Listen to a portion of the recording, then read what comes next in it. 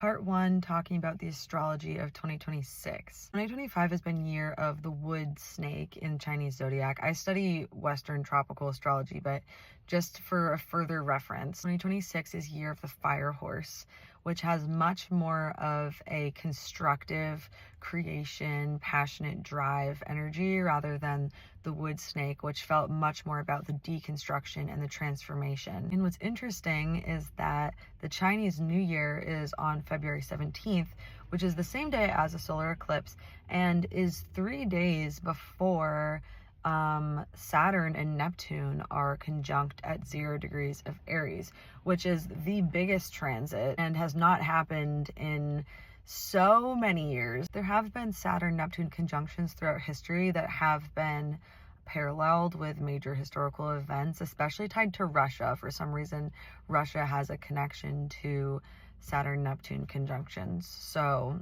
but never has this happened at 0 degrees of Aries, which is the very beginning of the zodiac wheel, and it's a world point.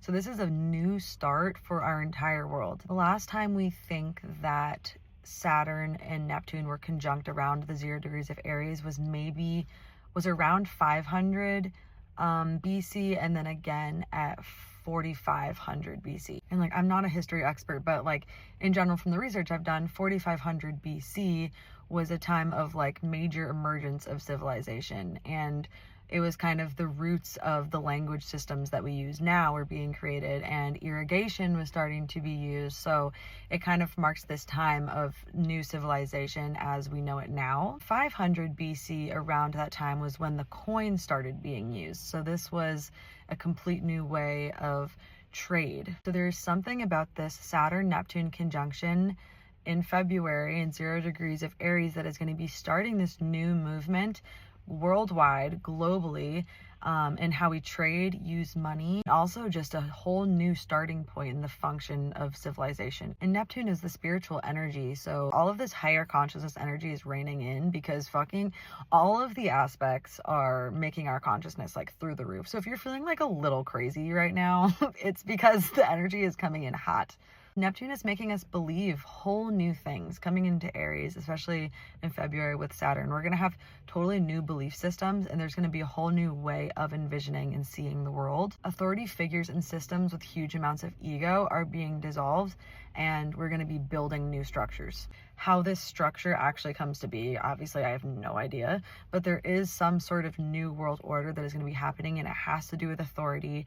It has to do with systems of structures of power. So what this has to do for us as individuals is an absolute new construction of our spiritual beliefs. And I also feel like it's a stepping into the spiritual warrior archetype as these egos are dismantled, and we're recognizing that the true spirituality is different than we thought it was. Based on past world events, it feels like there's a dissolving of divisions in the previous structures that are not working, especially as it has to do with authoritative leaders with too much ego. Also, an awakening of a new spiritual system or belief system, a way of seeing the world.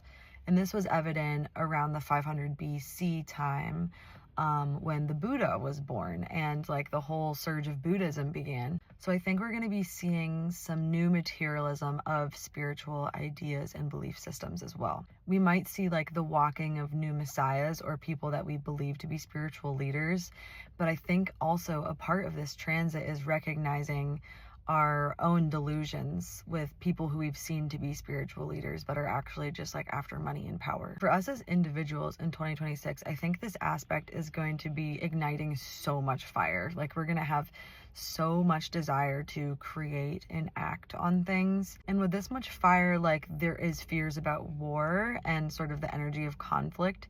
But I think that a really important part of this aspect is dissolving the ego within all of us that is wanting this competition and this conflict. It's learning to really think for ourselves beyond what any system or government or cult has convinced us to believe, and it's really about building new systems from our own beliefs and what we know to be true from our instincts and experiences.